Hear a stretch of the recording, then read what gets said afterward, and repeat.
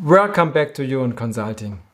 I recently gave a talk to young leaders in the Philippines on the topic of career choice, which is very important for young people, but I think it's also a question that accompanies us throughout our professional careers. Is this the right thing that we are doing? And since the talk was so well received, I decided to redo it and make a recording, and you find the link somewhere above my head.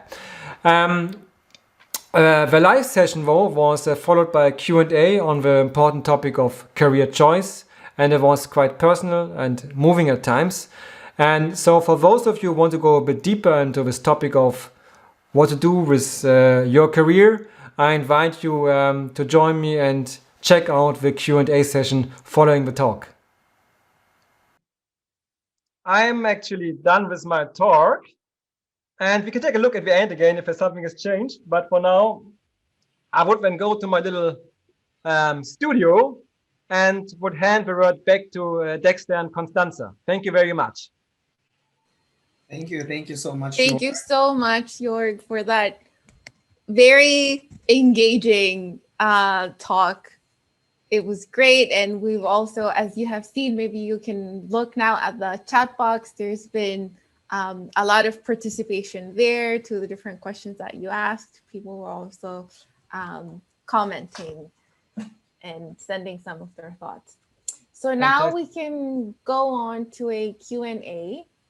So Daniela, just to have a brief, just a teaser or anything right now. So what do you think now of me, Jack? George. I'm an accountant. So, yes. Well, you don't solve anything.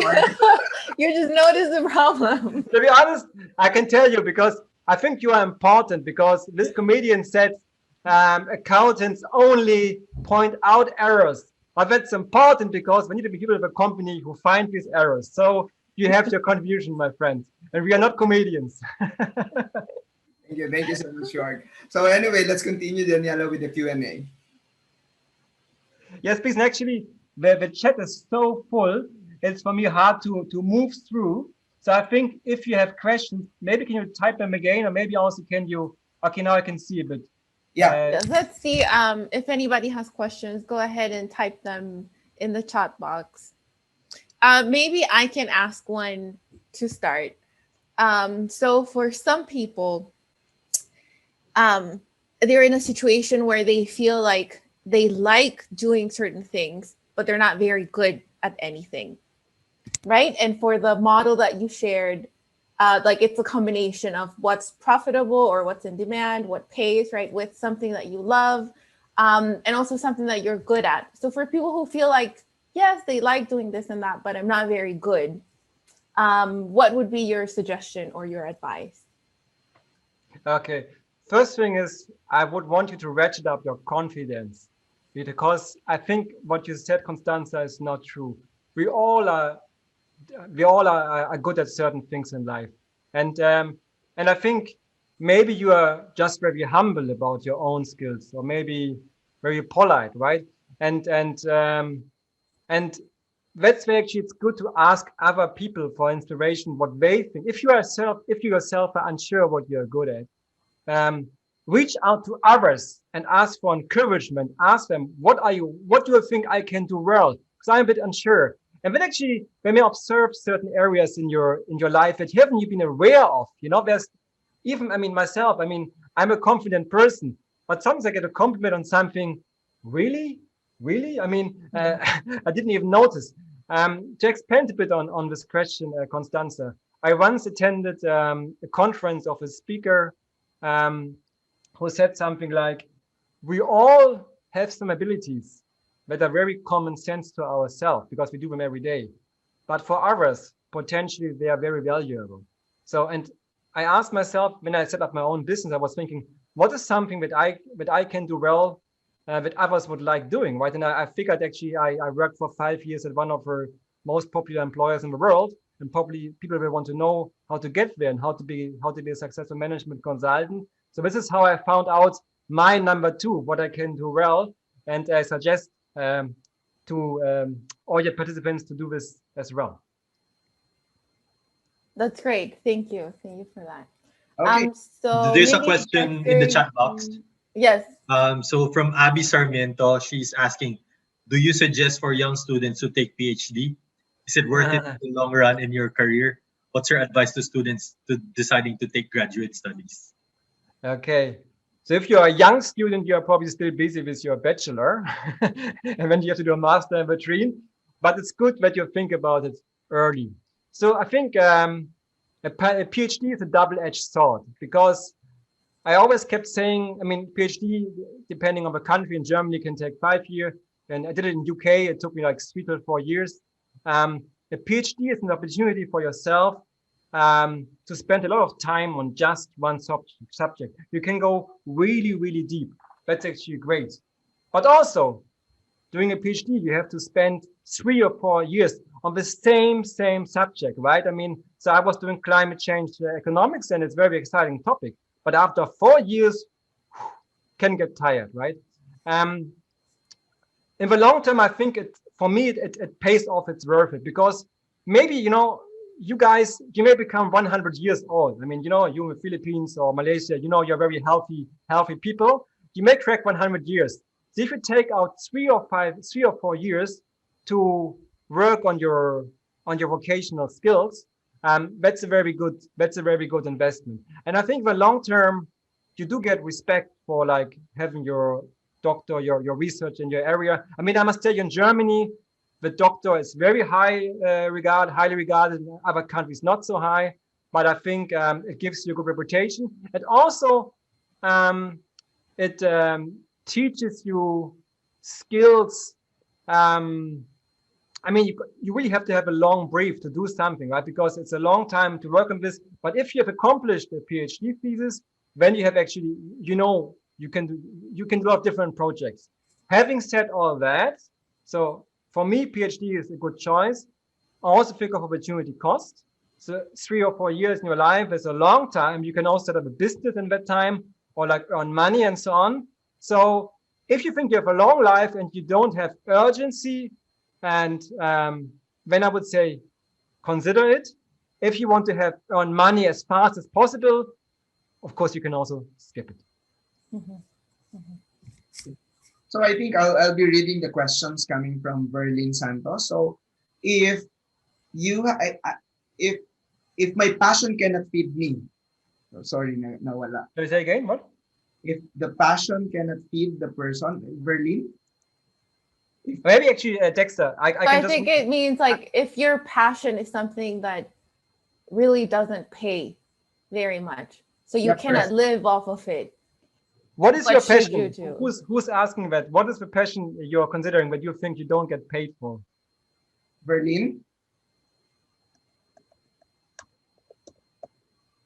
Writer. Okay. And what is your profession?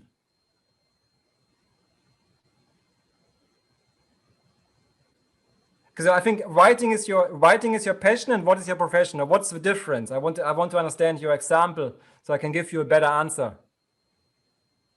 Jack, he is a writer and he is also a spoken poet. So he do a lot of videos. He's a freelance photographer as well, and he built a library in his community. That's what he do, Berlin. Okay, that sounds fantastic. And I think if you do something, and maybe it's writing poems or being a writer, and you think it doesn't pay you well yet, maybe you have to give it a different spin or different spike. So maybe you can combine your skill with another area that is more well paid, right? I mean, for instance, think of another area where you're good at. Let's say you're good in a certain science. I'm just making it up, right? Maybe you're good at biology, right, or something like that. Maybe you can inject your creative skill in teaching or writing about biology in a more creative way. So find a topic that attracts many people, like career or love or whatever, but deliver it in a different way. You can write about it or write your poems about it in a different style and in a more engaging style. Because I tell you, many scientists, they're very good in what they're doing, but they don't have so good delivery skills, right? They're not good at writing, not good at speaking, and then often they don't get their message across. So really, if you manage to combine the best of two worlds, then I think you have great potential. Oh, thanks, George. So what advice can you give to people who are willing to take risks in choosing their career, but are afraid of negative repercussions and are held back by the need to support their family? This is a question coming from Jim Lomboy. Yeah, that's a hello, Jim. That's a complex question, and so first, I think it's good that you want to take risk. I don't know what age you are. Are you held back by your wife and your children? Are you held back by your parents? I'm not sure. I think not sure what risk means. First thing, it's good that you seem to know what you want to do, right? Otherwise, you wouldn't ask this question. You seem to have your compass ready and a sense of direction, and that's good. But there may be other people in your life who don't understand where you want to go to or what is important for you in your life, or maybe they are worried that you take a wrong step, and maybe even worried that they lose your support. So here I would encourage you to open up to them, to tell them what is driving you, what is your why do you want to go there, what is it what you want to do, and why is it important for you, and make sure to take them with you, right? I mean, share your feelings with them, and also try to understand their feelings, because it's difficult if you want to take a new turn in your career, but also have to fight resistance from your own loved ones. So I really encourage you to continue to talk to them and opening up in a way that they can understand you and your passion. Okay. And I think, just if I may pick out one question, because I think it's important. Somebody asked advice on people who want to switch careers for students. Here actually, that goes back to this adjustability thing. So when I was doing my degree in Germany, I was locked in a 5-year career of just economics, 5-year economics, right? That was before bachelor and master existed in Germany.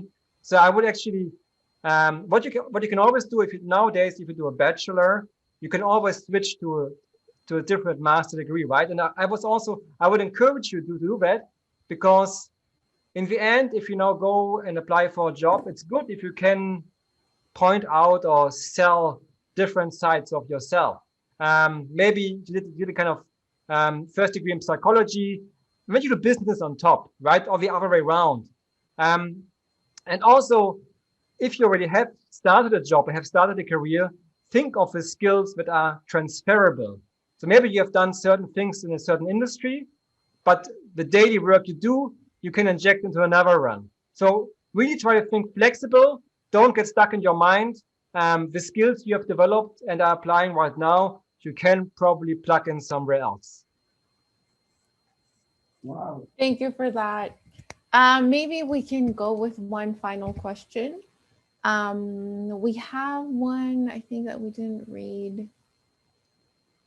And it's, if you have any thoughts or advice for someone who knows their strengths and has a path to look forward to. Perfect. That path is in demand. So they need, let's say, all of the requirements.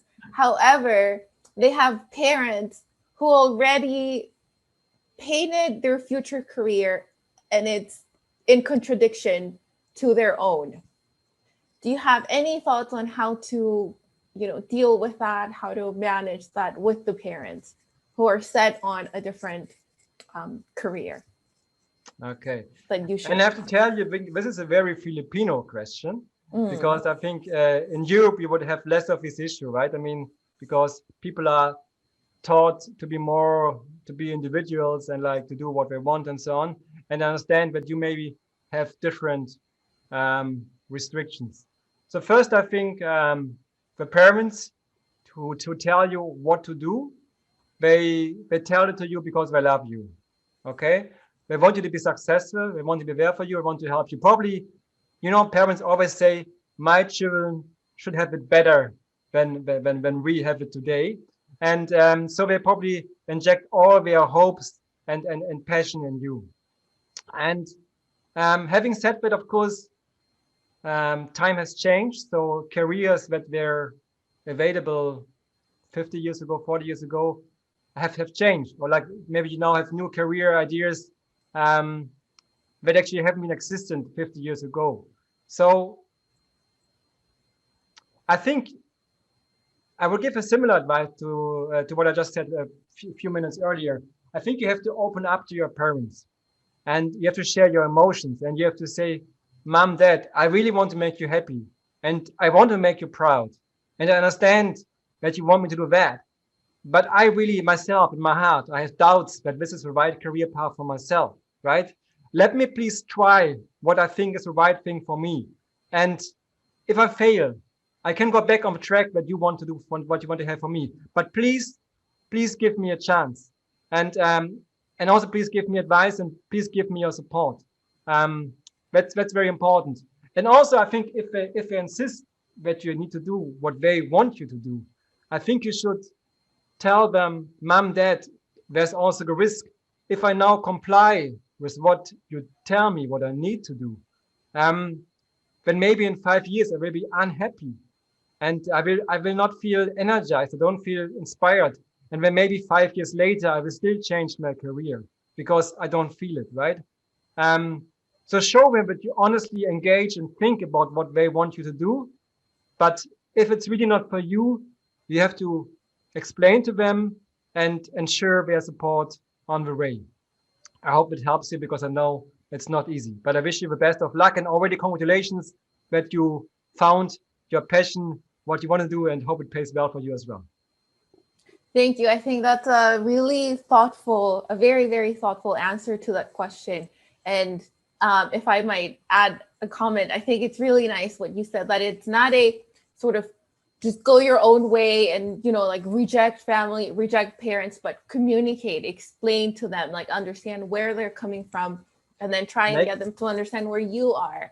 Make it a common venture. You are family. You are in this together. Yes. And I also really like what you said about explaining, this is what I want to do. Please give me a chance, and also ask for advice. So I think, like you said, making them part of the adventure will give anyone a lot more chances of, you know, succeeding with reaching their own goals than just being like rejecting family, rejecting parents, and doing it in that way, which will also make it more difficult, I think. And I think there's situations where you may need your parents. You know, your parents may have got some things right, and you know, if you fail or whatever, or if you struggle, you want to have your parents with you for sure. Exactly. Try. So I can actually relate to that one, Jorg. And please. Actually, my parents wanted me to be an accountant, but during that time, I did not want to be an accountant. Oh, but you complied. They just asked me to push through and continue with accounting because I don't love it during that time. However, during the process, I didn't expect that I will love my course and I will be an accountant. And now I'm teaching also to accountants and professionals. So it's really something for me. I know you have to find also your passion, but also you have to listen to your parents, and eventually, just like what Chuck said, and eventually also learn to wait. And because that's also my advice of my father, that finish first accounting, pass the board exams, and then after that you can continue with what you want to do. At least you already have a profession, you can earn already, and you can continue with your passion. So yeah, it really depends on the experiences of the children. But I really love how you said it, and it's deeper. It's really different on the perspective of our participants. Thank you. I wanted to say something, Dexter. Thank you for sharing your personal story. And this is actually an example of where you said you don't want it, but when you complied, and in the end you're happy about what you did, what your parents recommended you. So as I said, sometimes your parents get it right as well. And also, you were not born with a dream to become an accountant, right? Because you wouldn't know what accounting really is about.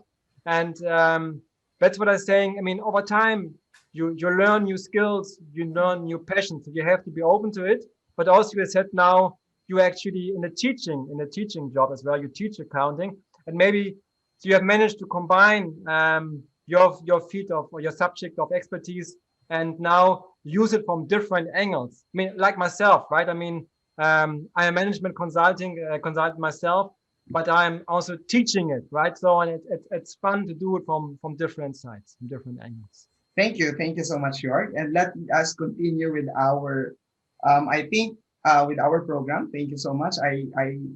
We apologize if we extended a little bit more. So, Mark, for the awarding of lack of appreciation. Yes, thank you, TPDEX. Thank you, Dr. Jack Jorg Lieb, for your topic, finding your destiny and choosing the right path for yourself. And ultimately, we now know it's being a comedian. So, thank you so much.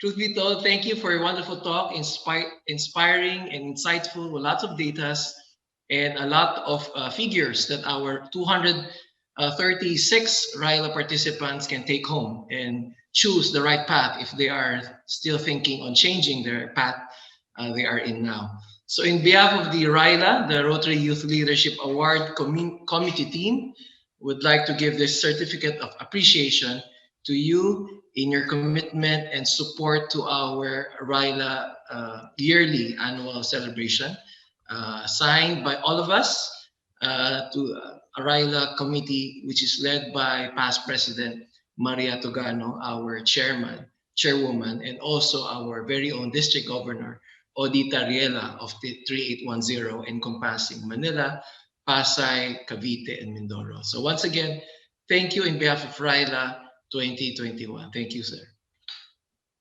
Thank you very much. I feel moved and honored by your invitation. That's very kind of you, and I wish to be back to the Philippines very soon. I love my friends there, and I love being part of this today. And one thing I just want to say, we have a recording of this talk today. I will edit it a bit, and I will put it on the YouTube channel. So in case you want to watch it again, you shall be able to. Thank you so much. I hope you have enjoyed this Q&A session as much as I have enjoyed it. And if you haven't yet done so, subscribe to my channel right now so you don't miss out on any of the top quality content presented to you on your consulting career. See you very soon on this channel.